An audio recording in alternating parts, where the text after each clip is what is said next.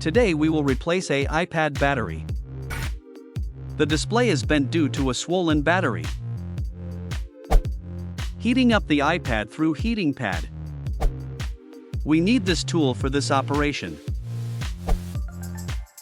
Carefully removing the display module.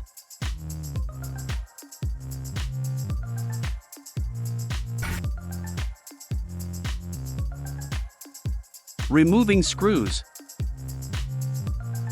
Removing battery.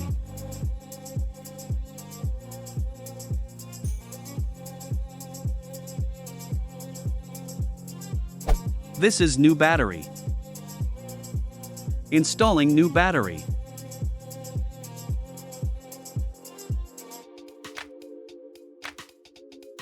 It's time to install the display.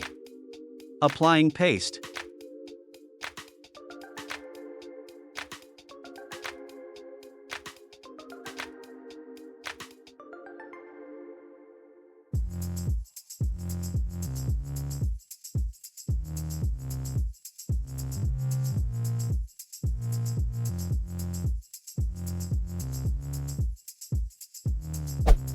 The battery has low charge.